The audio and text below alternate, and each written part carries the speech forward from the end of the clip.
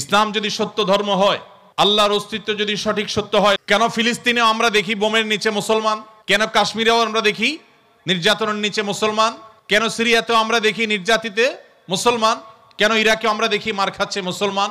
কেন আফ্রিকা আমরা দেখি মার খাচ্ছে মুসলমান? কেন বার্মায় দেখি আমরা মার খাচ্ছে মুসলমান?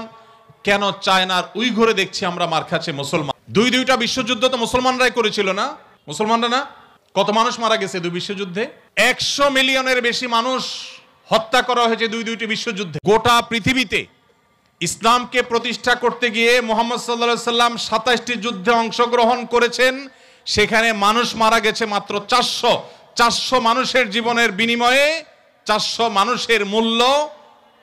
এটা দিয়ে গোটা বিশ্বে ইসলামকে প্রতিষ্ঠিত করেছেন মুহাম্মদ সাল্লাল্লাহু আলাইহি সাল্লাম। আজকের পৃথিবীর মানবতার সবক দেওয়া মানুষগুলো পাখির মতো মানুষ মেরে যেখানে সমান করে ফেলছে, সেই মানুষগুলোই আবার মুসলমানদেরকে বলে যে মুসলমানরা নাকি সন্ত্রাসী, মুসলমানরা নাকি পৃথিবীতে অশান্তি সৃষ্টি করছে। আপনি দেখবেন অস্ত্রের নিচে তাকালে দেখবেন মুসলমানের চেহারা, আর কোন ধর্মের মানুষের চেহারা আপনি দেখতে পাবেন না।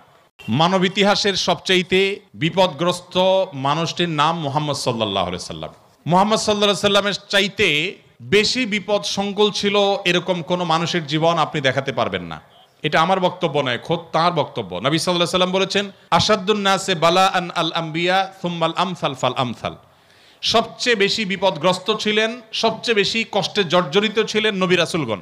এরপর নবী রাসূলদের সাথে যাদের যত বেশি সাদৃশ্য, যত বেশি মিল হবে, যাদের মধ্যে নবী রাসূলদের আদর্শ যত বেশি থাকবে, তাদের জীবনে বিপদ তত বেশি আসবে।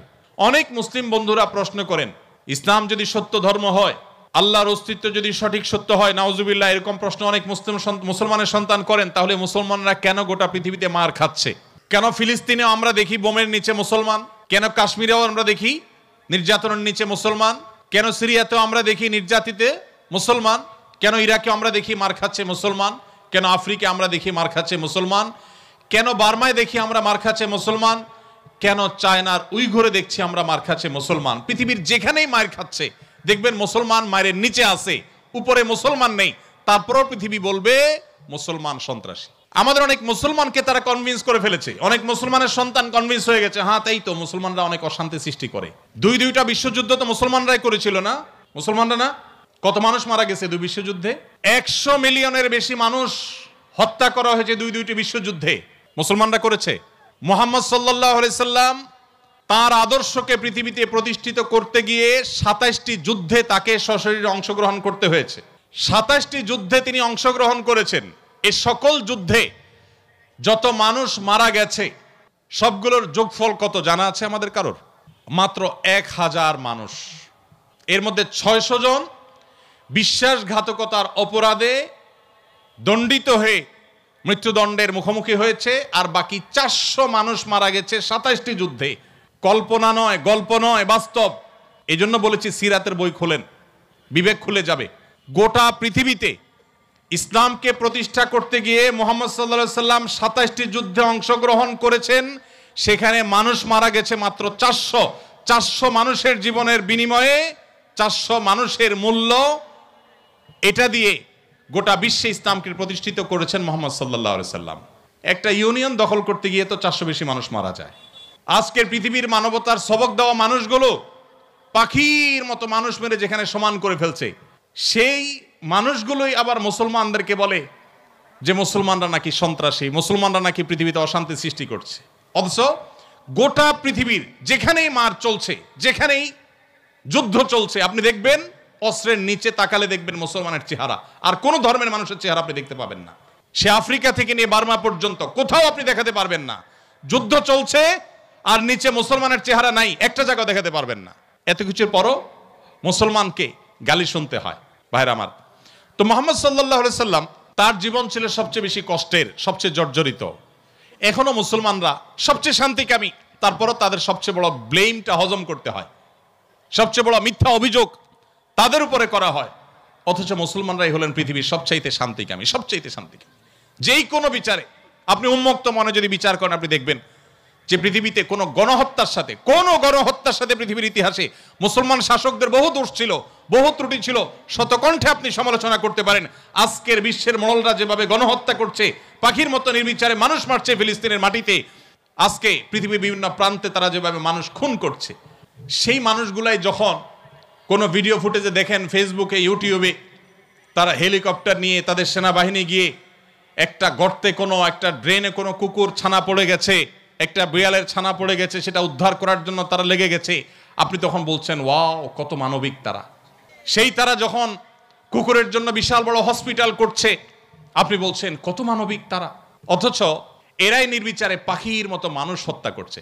এবং অনেক সভ্য দেশ আছে যেই দেশে শুধু ফিলিস্তিনি, নির্যাতিত ফিলিস্তিনিদের পক্ষে পতাকা নিয়ে আপনি রাস্তা বের হবেন, রাষ্ট্রের আইন অনুযায়ী আপনি অপরাধী বিবেচিত হবেন। এখনো আছে, এই সভ্য পৃথিবীতে আছে।